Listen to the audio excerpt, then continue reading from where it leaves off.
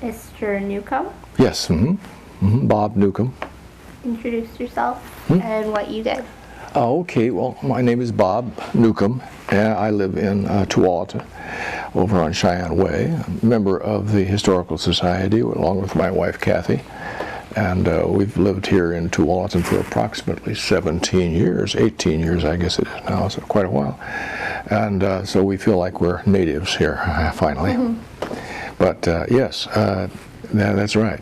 We enjoy this area very much. It's a nice area to live in. Okay.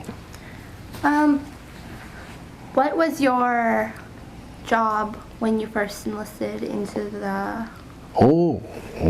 during the war? Actually, I had just gotten out of high school, and I was 18 years old. And in those days, there was the draft in force, so that I was actually drafted into the Army. And that was interesting, because my understanding is that in order to get into the Army Air Corps at that time, particularly if you were going to be a member of an air crew, you had to volunteer for that. I found out that later. But I think what happened was, as we went in for our initial interviews there with the Army, they were asking people to write down kind of forms that would give them a little bit of background as to what your experience was. And my experience was rather limited at that age, but my father had been a pilot, and he was in World War I as a I'm not sure what, I don't think he actually was a pilot during that time, but by 1944, when I was 18, I had come out of high school. My father at that point was a businessman in South Dakota and flew his own airplanes and in his business, and he would oftentimes take me up with him, you know, a little Piper Cub that he flew, delivering baby chicks around to the various the various farms around in the area of South Dakota and northern Minnesota, so I had, and then he oftentimes encouraged me to take the controls and learn a little bit about it. So I thought I had some experience in the air, flying around, which might have been more than most kids had at that time. It wasn't much, but I put it down on the paper, and I said, well, that's what I'd like to do, of course, if I could do it. So it turned out that I was assigned to the Air Corps, and it was as good as volunteering, I guess, because I was indeed volunteering for flight service. So that's what I ended up doing. So my first assignment, of course, was to go into basic training, which was almost like infantry training at that time, even though we were in the Air Corps. And I was attached to a place in Denver, near Denver, Colorado. And we just took, I think, 3 or 4 months there of basic training. Did a lot of marching and firearm training, that sort of thing, and calisthenics, of course. And from that point on, we advanced. They assigned people to different positions, and I was assigned to be a gunner, which is, you know, B-17 in those days. You've probably heard of the B-17s.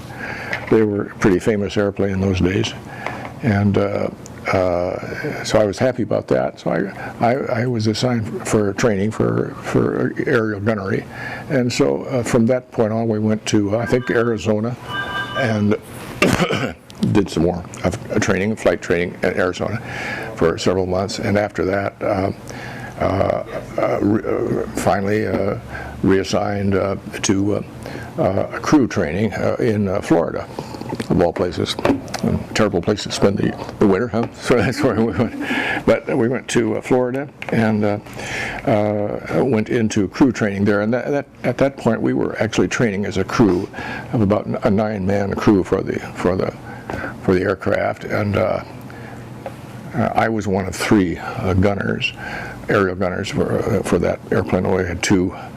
Had a waist gunner and a tail gunner, and myself I was assigned to the ball turret gunner, sometimes called the belly turret, which was a Sperry, called a Sperry turret. The Sperry company made them, and they were very elaborate. In those days, it was a very high-tech kind of thing. And today, it's about as much complicated as answering a telephone or something, but it was a little more than that. But so that's what I was doing. I was training in that capacity, and we trained there and did a lot of flying around the Gulf of Mexico, and took, I think, finally took one trip into Cuba. Havana, Cuba, for one weekend was our final flight training. We went down there and toured the town and walked around, and at least had the experience of being there. Not very long. I think we were there for a full weekend. That was the experience that we were at that point. That took us from the time I was enlisted in 1944 to about 1945, August of 1945. And you know what happened in August of 1945? Well, we had bombed Japan with the atomic bombs, which ended the war just like that. So after really at that point, less than 2 years, I was out of the Army. Basically, I was still in the Army, but there was no chance that we were going overseas. We were all set to go either to Europe or to the Pacific, South Pacific, Japan, that area. So, but the war being ended abruptly. From that point on, I was just assigned to helping to decommission the fields that we were on.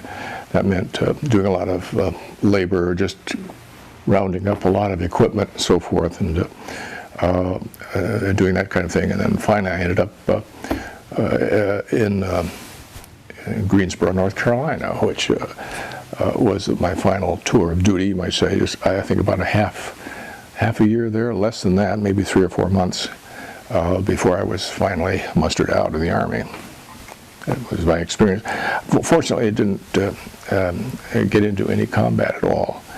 I'm very grateful for that, of course. You know, that would have been miserable, I'm sure. But at the same time, I am you always feel. I'm sure most people do when they had that kind of experience to look back on it and say, well, if you know, it would have been. Fortunate in some ways to experience that, to come out of it and live through it as some of my friends have done. At the same time, you're also grateful. You're also happy. So that sums it up. Okay. Where were you on December 7th? Sorry. On December 7th of 1941. I'm sorry, I couldn't hear you. D-Day. Oh, on D-Day. Mm-hmm. Well, I was still at that point, D-Day. I was still living in Minneapolis, Minnesota, at my home, and I still remember D-Day distinctly because I had not been drafted into the Army by that time, and I can still remember listening to the radio accounts. In those days, no television, just radio, but everyone listened to the radio, and it was very direct reporting that was going on.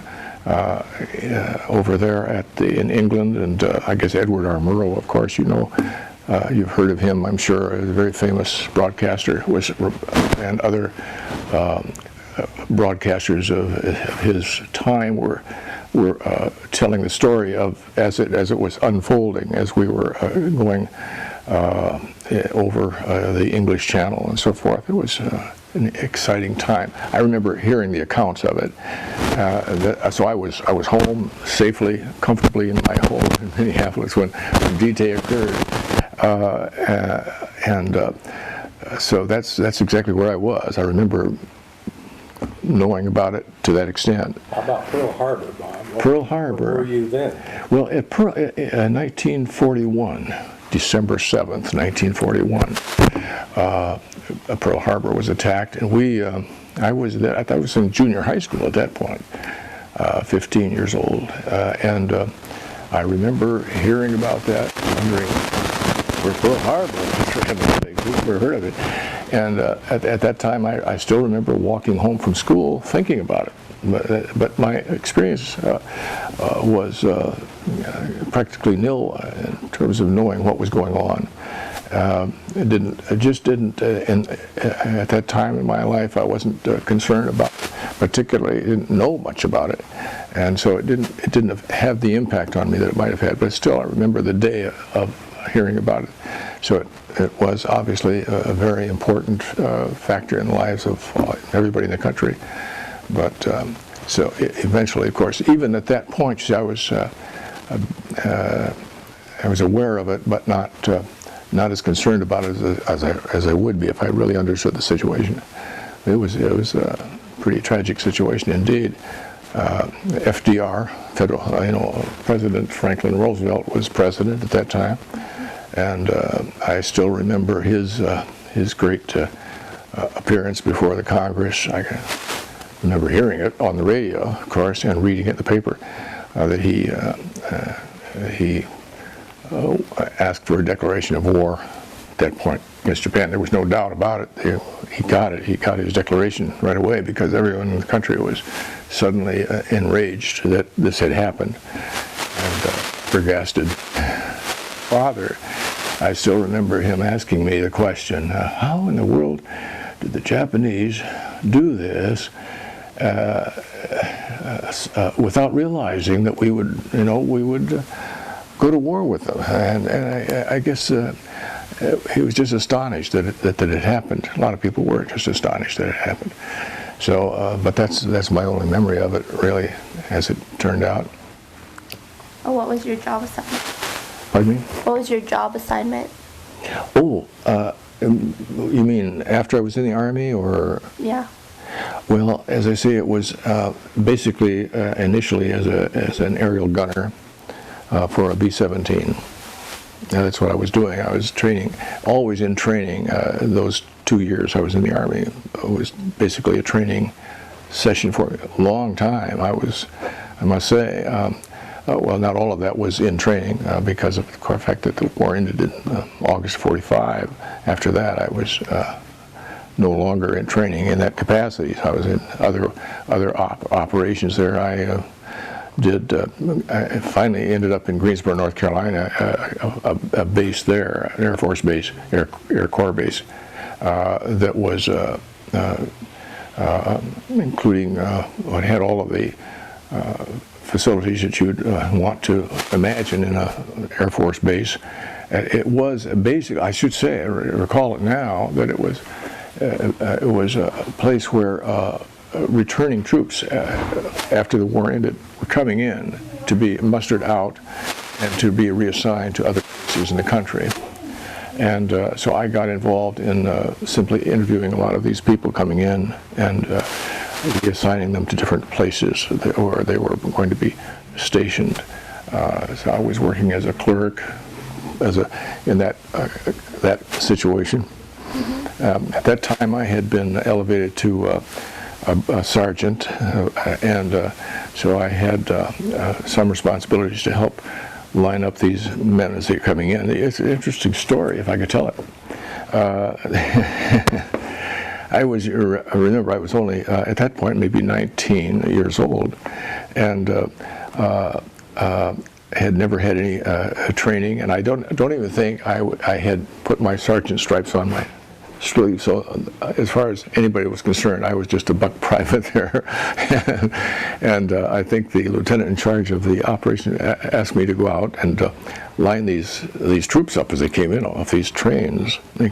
These were hard-bitten, battle-weary men who were coming in, and here I was, some little insignificant pipsqueak, you might say, as far as they were concerned. And I was asking them, please, would you line up over here, fellas, for me? Well, I wasn't used to giving orders to anybody, but they finally consented to do it, and I got the job done. But I still remember my embarrassment by trying to get some order out of this chaos, but it worked out fine. After a while, I got used to it and got used to exercising a little authority when I needed to do it. But that was about the extent of it. After that, it was mostly doing clerical work. I worked in a post office for a while on the base, and I did other duties of that nature until it was time for me to be mustered out of the Army. That was about the extent of my What was experience. your most memorable experience? Most memorable experience. Oh gosh, I just don't recall exactly what that might have been. So many of them, really. I wish I'd given a little thought to this in advance, but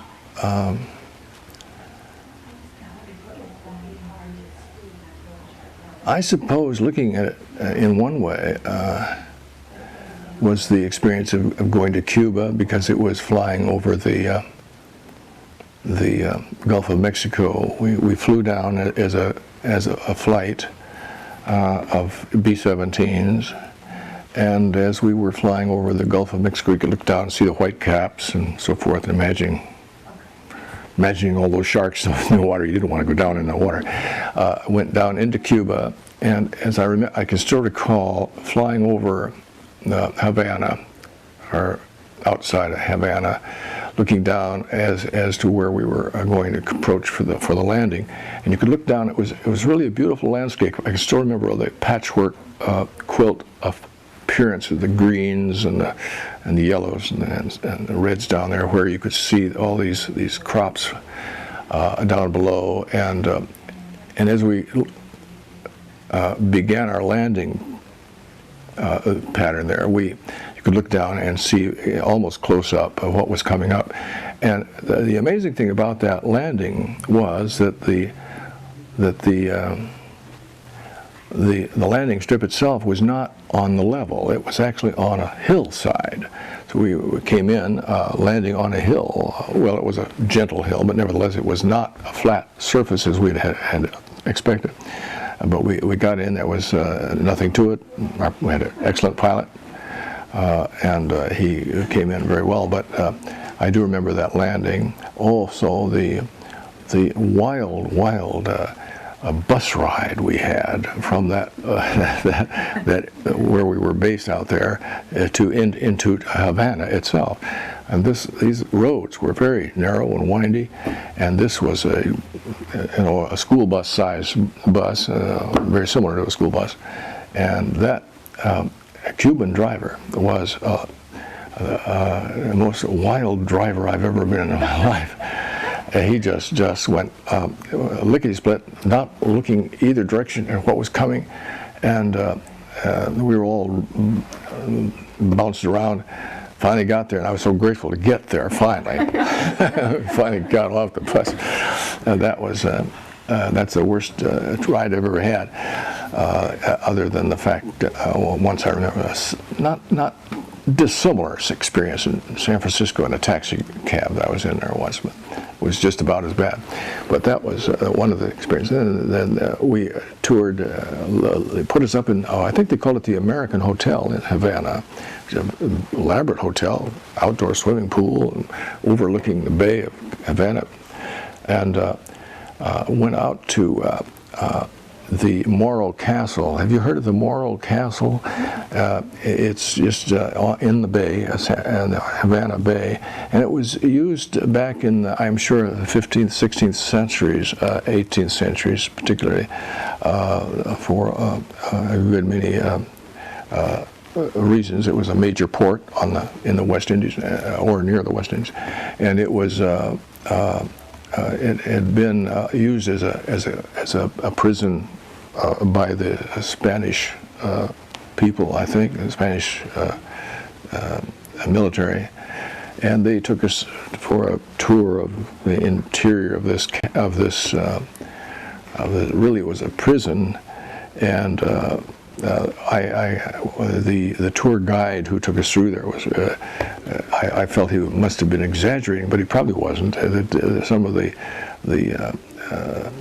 things that they showed us were, I don't even recall what they were, except that they were pretty ghastly things.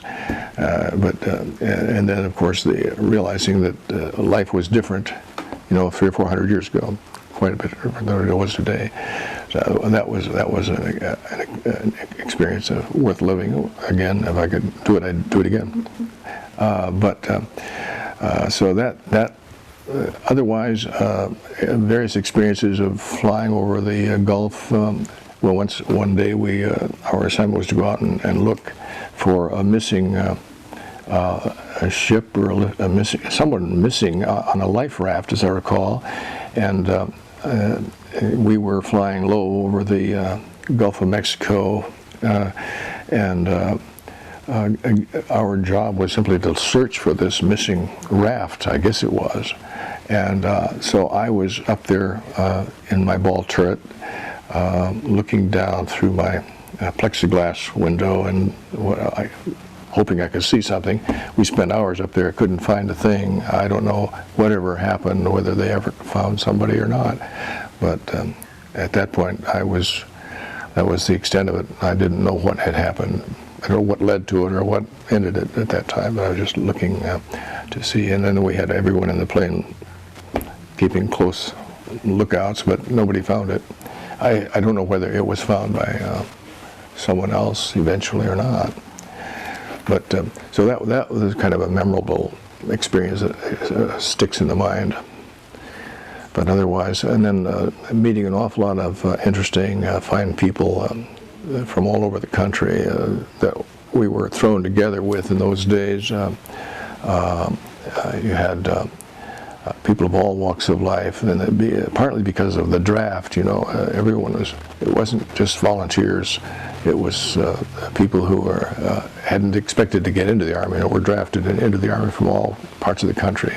My crew, for instance, I would tell you, they came from places like Arkansas and California, New York, and I was from Minnesota. So, it was an opportunity really to get well acquainted with people from all walks of life and from all kinds of places with the various experiences and abilities. A lot of extremely well-educated people in the Army to associate with. I enjoyed that a lot. So it was a good experience. I would recommend it if it was also, in those days, I don't think that there was there was a feeling, I guess the feeling that I had, I'm sure everyone else did too, is that we were all in this together. There was a very harmonious kind of feeling that everybody had about it. Nobody was really resentful of being in the Army. And we all felt we had a purpose. I don't know if anyone else was in my position there, of not fully understanding the basic reasons for the war. We had Pearl Harbor to think about, but what was actually happening in the world, we didn't know at that point, of course, anything about the Holocaust or the atrocities that were being carried out by other peoples in other parts of the world, that we were actually, in a way, certainly fighting against without realizing it. But we were all in that same position, I think. But it was a good feeling, and I think there was a lot of kind of implied patriotism that everyone had in those days, without talking about it very much. But I think everybody felt that was a good thing to be doing. What was your most fearful experience? What was your most fearful experience? Scariest. I'm sorry? Scariest experience. My most curious? Scary. Oh, scary experience. Oh, I don't think I had any scary experiences, really. I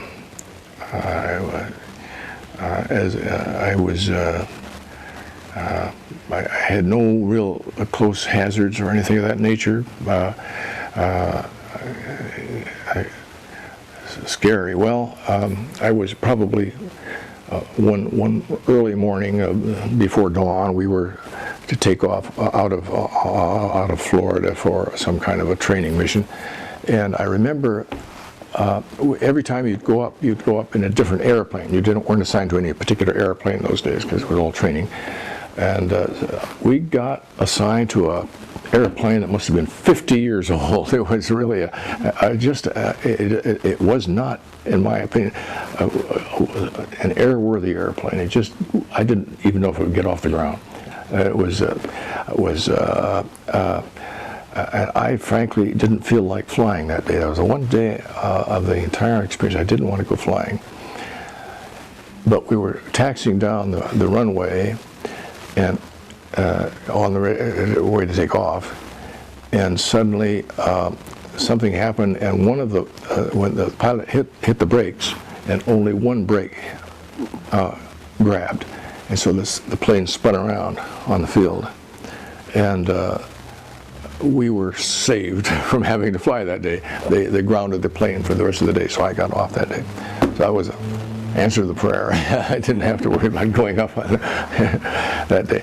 Otherwise, nothing really exciting happened. I once was flying in the ball turret, and a piece of the plexiglass where they have, in those days, they had the 50 caliber guns that they installed in the, I still remember today, I haven't thought about this for years.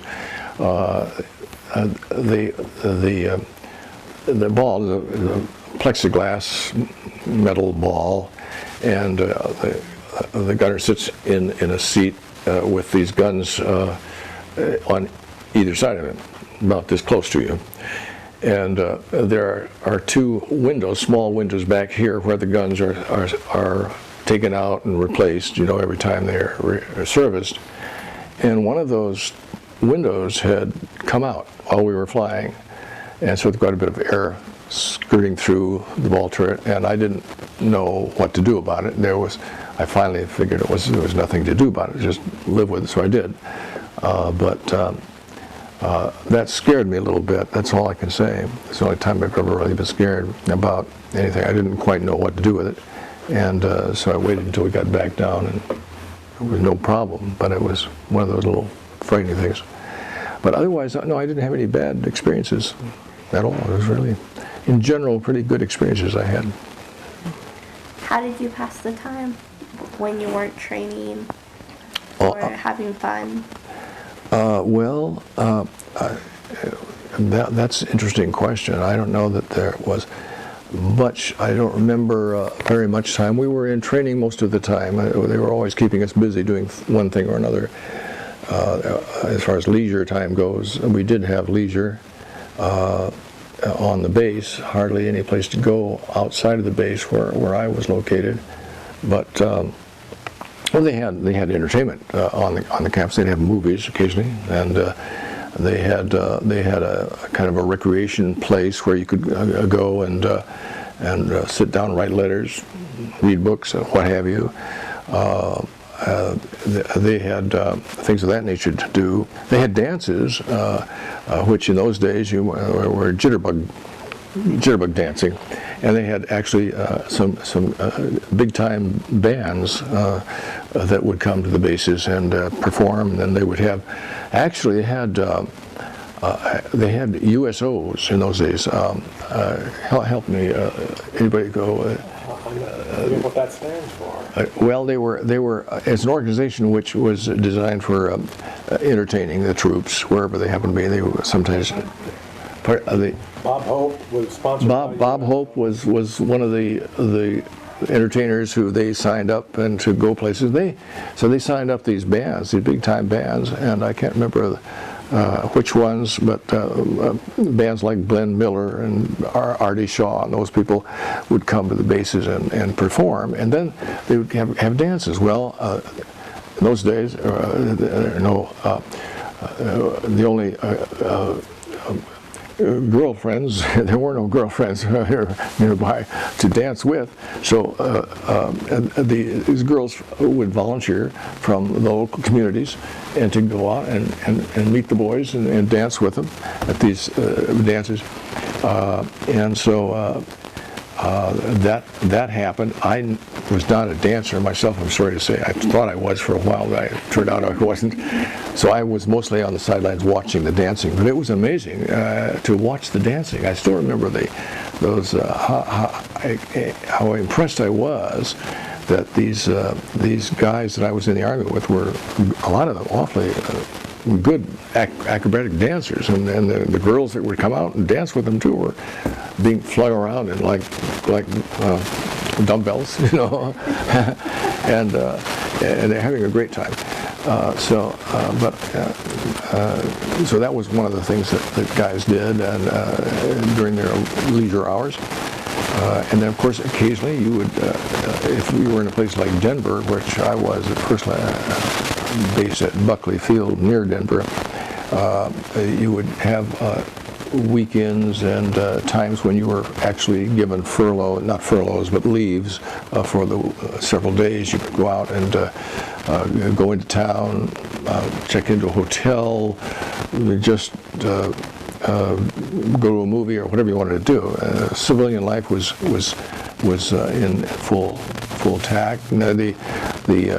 Oftentimes there were church groups that would come out and offer tours of various places. I'd take tours of while I was in Denver, at least. I took a tour of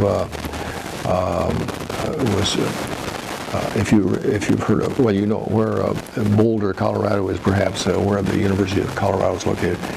I went out and visited the University of Colorado there one day. It was a beautiful campus in those days. Traditional vine-covered campus buildings, brick, lovely. And now, of course, it's a huge campus, but in those days it was quite a small college. And then they would invite you to picnics. Sometimes they would invite you to somebody's house for dinner, and that was always nice. But that was kind of rare experience.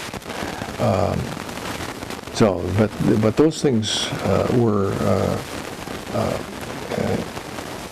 I guess that was part of the military experience. You get furloughs occasionally. I had, I think, about 2 or 3 furloughs, at which time I would be offered the opportunity to go home to Minneapolis, where I lived, and spend a week there with my family and my mother and my brother and father, who was still flying in those days in his business capacity, and that was oftentimes they would usually give you a pass to go home, and then you would get on a troop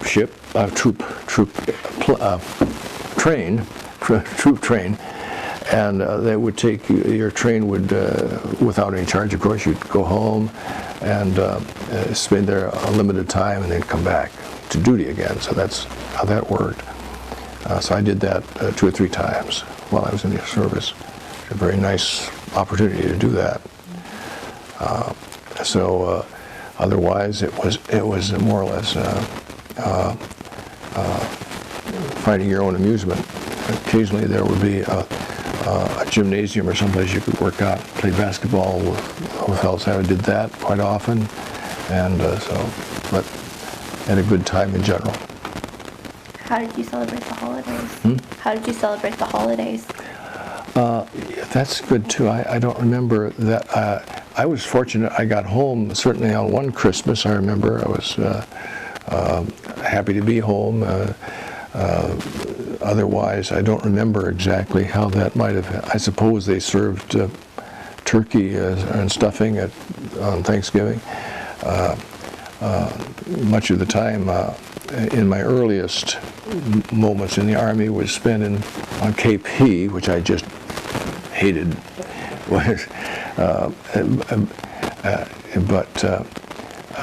It was mostly just taking care of the kitchen duties, washing dishes, and preparing, serving meals to the troops as they came through.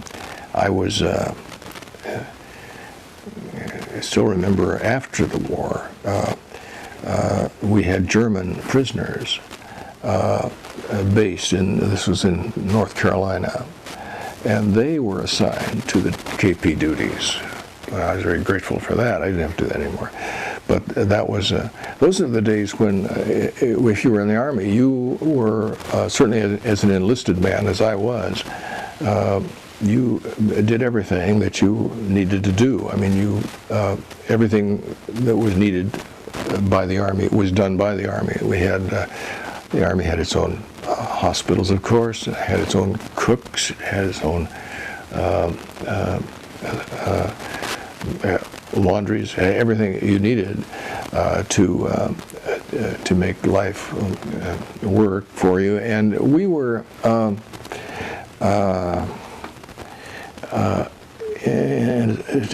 as compared to today, I think the Army actually over in Iraq is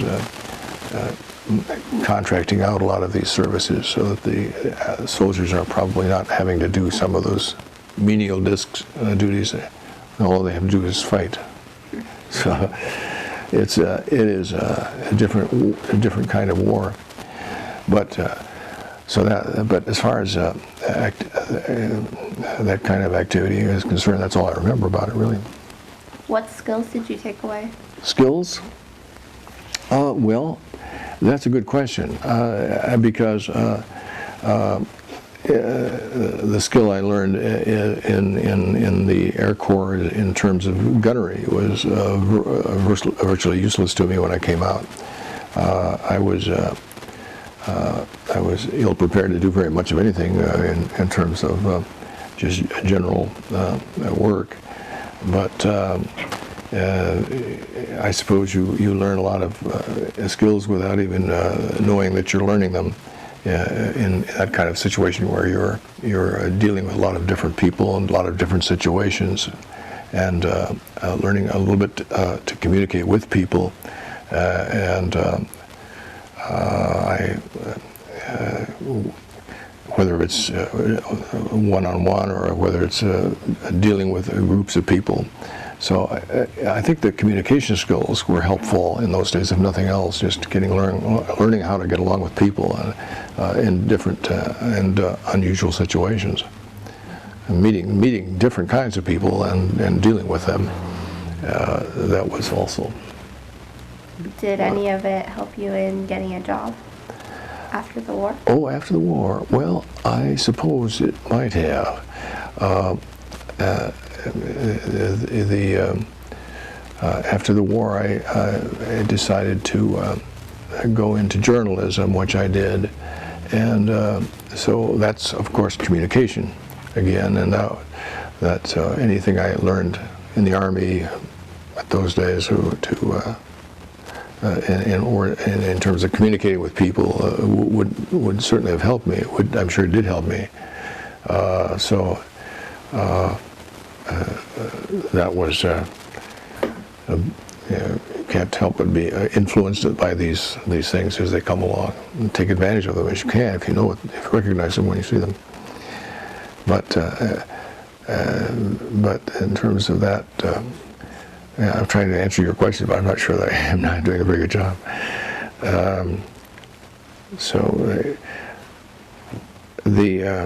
After the war was over and after you got out, what happened next in your life? Were you then back to the university? Oh, good question. Yeah. Well, that was again a very lucky thing that I found that when I came out of the Army, I had the opportunity to go to college, and that was something that I hadn't really thought about very much beforehand, but because it was an opportunity there, I took advantage of it. It was, you may recall, they had what they called the GI Bill of Rights. The GI Bill meant that made it possible for soldiers who were coming out of the Army to take advantage of going to school, colleges, wherever they wanted to go, as long as you could get entrance to the college. The federal government would pay for that, your tuition and books, and in some cases housing. So it was a wonderful advantage that people had, and a lot of guys took advantage of that. I did too. I took advantage of it to the extent that I went to Southern Oregon State College and earned a bachelor's degree there under the GI Bill, and so that was a great advantage to me. So I went to college on that bill, and then certainly gained some skills there, I hope, which then eventually led to my work in journalism, which I spent quite a few years at before retiring from the communication field. What was it like on your last day of being in the service? The last day, well, I do remember that. That was, I was being mustered out at a camp near Chicago, a few miles outside of Chicago. And it was the last 6 months of being in the Army was pretty dreadful, because all you wanted to do was get out of the Army and be free to do what you wanted to do. So I do remember being among troops of not just the Air Force, not just the Air Corps, but troops of all services, Army services at least, were coming back from Europe and the Pacific, and being mustered out of the Army at that time. So you had to wait your turn to get out. Of course, you had to realize that a lot of these guys had been through an awful lot more than I had been, and I was very glad that they were getting out before I was. But after I waited a long time, it seemed like it was a long time. It was probably no more than a month or two to actually go through the process of being assigned to freedom, I guess you might say. And they finally did give us, as we left, they asked people if they'd like to re-enlist for another 3-year hitch or whatever it was, and I decided not to do that. I was at that point, after 2 years in the Army, I thought I couldn't possibly stand any more of it. Well, it wasn't that bad, as it turns out. But I did sign up for the inactive reserve, and in which I served for a couple of years, thinking they might call me back for the war in Korea. They never did. But at any rate, that last day, I remember being given my duffel bag full of what they gave you as you left, which was mostly your uniforms and so forth, which I long have lost. I don't know where they are now. But I had a very heavy duffel bag over my shoulder, and I walked off the base and stuck my thumb out for a ride into Chicago, and I got a ride just like that. People in those days were very helpful to anybody in uniform. So I got a ride in, and there was again a USO outfit there, not for entertainment. In this case, this was a place they had set up in Chicago for people who were mustering out of the Army to spend the night, a couple of nights, on a cot in a big auditorium. And so I stayed there and arranged to get a ride home to Minneapolis on a train, which was a relatively easy thing to do in those days. And so the next day or the day after, but in the meantime, I spent a little time in Chicago, just walking around and visiting the place and getting acquainted with it. Then heading home to Minneapolis.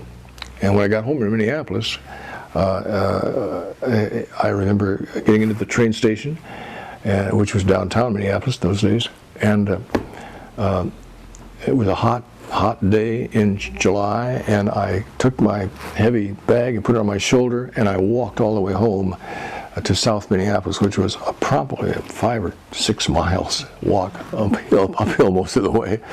And I was just so glad to be home that it didn't bother me at all to walk that distance. I enjoyed it a lot. And of course, it seemed like I had been gone for 10 years, but of course it that distance of time was all so relative in those days.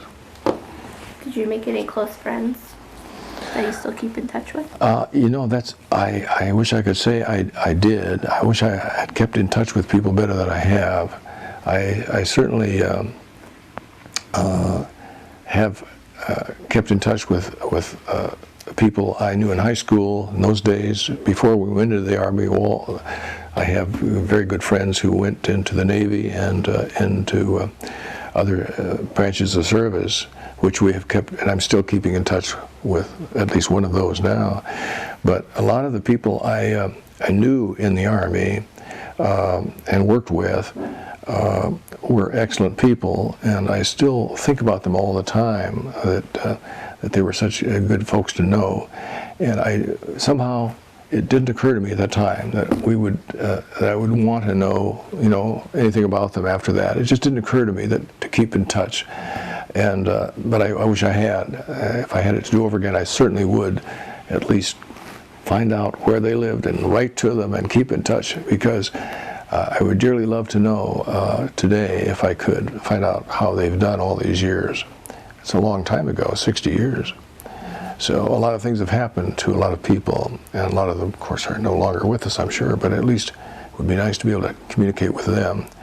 But these other people I've known for well over 60 years are still good friends of mine. We correspond and see each other occasionally. But we didn't share the same service that I'm talking about. Where did you meet your wife? Oh, well, that's afterwards. Well, I had finished up my work at San Diego State College. This was back in about 1953. My wife had graduated from the University of California, Berkeley, and she and my brother, who's also at University of California, Berkeley, in pre-med. My brother was in pre-med, and she was in industrial psychology. They had both graduated in 1953, and I was a bit footloose that summer, and my brother called me and said, "How would you like to come up here to Camp Laurel, Glen," which is in the it's a little place in the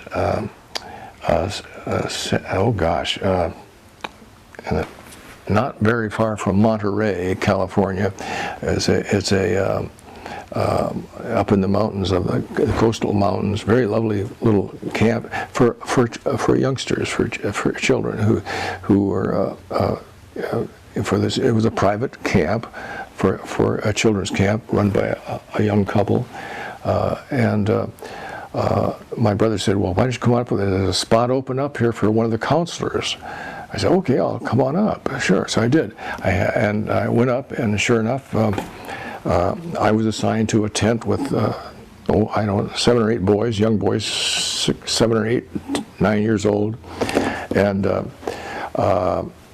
my wife was assigned as a counselor with a girls' unit in the same camp. And so we just naturally got acquainted because of the fact that we were on we'd go out on outings with the boys and girls together, and my wife was a teacher in swimming. She was a swimming instructor, and I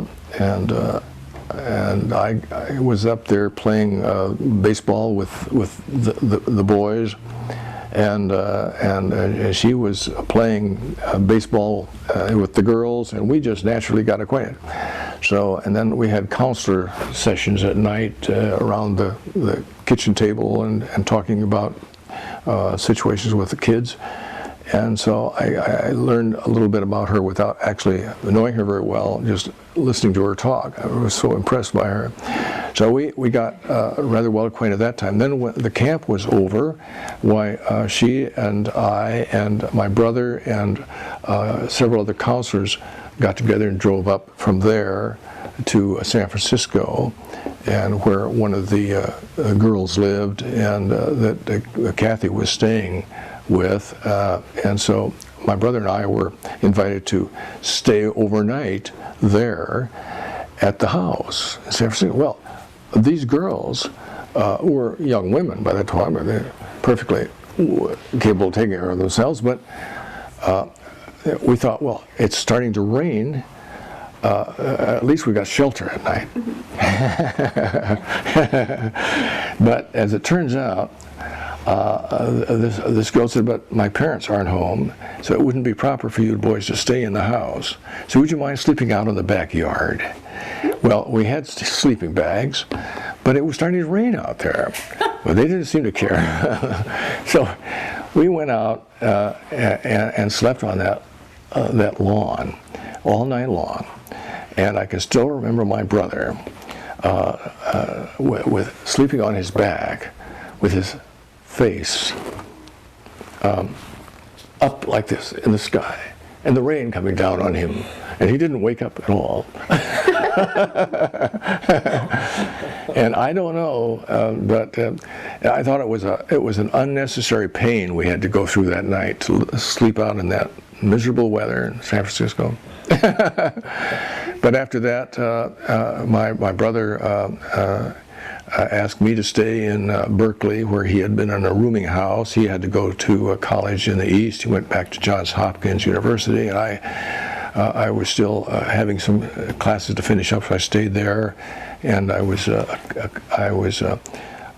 found that the arrangement was if I could work right next door in a tri-delt house where the girls were living and had all of their they had their living arrangements there and their dining room and so forth. All I had to do was to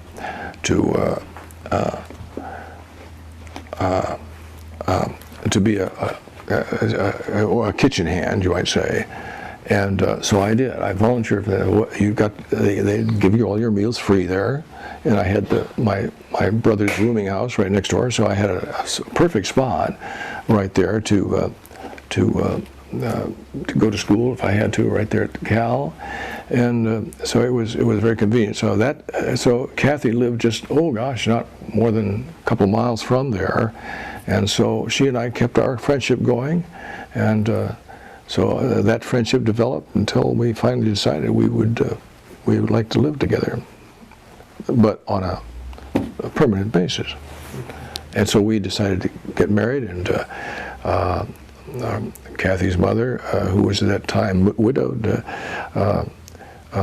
was able to consent to that, and so we decided to set a date, and we did. And we've been married ever since, 52 years, something like that. So and we had 3 lovely children that have all grown up and are all doing rather well in life. And we're very pleased and grateful for that. So it's been a wonderful life.